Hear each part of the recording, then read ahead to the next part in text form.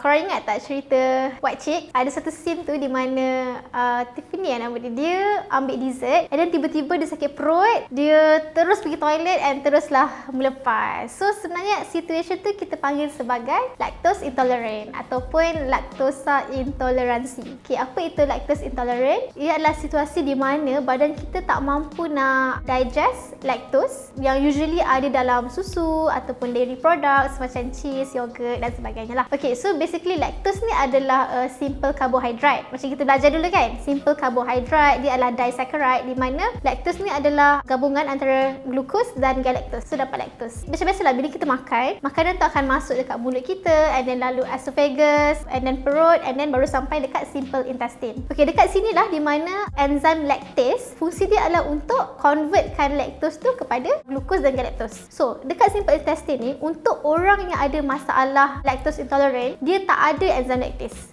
Therefore lactose ni dia masih lagi jadi lactose. So bila kita tak dapat pecahkan, kita tak dapatlah nak serap gula tu untuk jadikan tenaga.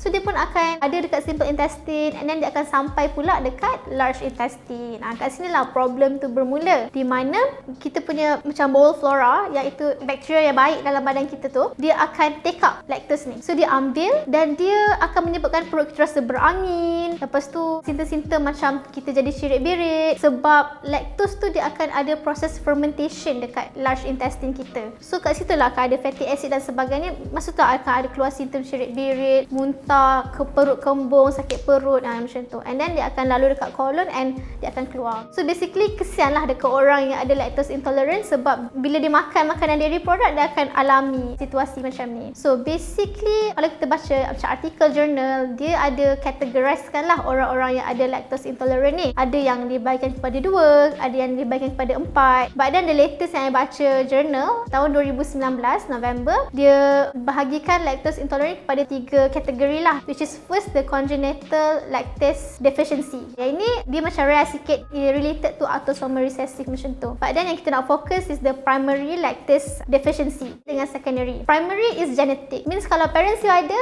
you akan ada lah. So tak boleh nak salahkan sesiapa kan. Di mana masa kita umur 2 tahun dan ke bawah, lactase masih ada sebab kita breastfeed. So baby tu dia memerlukan lactase ni lah untuk convert susu tu semua. But then bila dia makin membesar, dia akan start nampak simptom-simptom macam lactose intolerant tu. And then bila dia makin dewasa, dan dia akan tak boleh nak minum susu dan sebagainya. Kalau dia minum, akan jadi macam tu. And then for secondary lactase deficiency, disebabkan injury dekat kita punya small intestine. Contohnya macam patient yang buat chemo, ada cancer, dia ada chronic disease dekat kita punya small intestine, so dia tak boleh nak menghasilkan lactase, so dia akan jadi samalah lactose intolerant. So apa nak buat orang yang ada lactose intolerant? Macam dia nak minum susu dan sebagainya, sebab mostly vitamin, kalsium kita dapat daripada dairy products kan. The best is untuk jumpa dengan doktor and dietitian, sebab diorang akan tengoklah you in which category, and then diorang akan bagi tahu dairy product tu nak ambil macam mana, dia kena campur dengan makanan apa, and then how to take up the food kan, macam mana, berapa banyak. So diorang yang akan ajar you macam mana untuk consume dairy products ni dengan cara yang betul,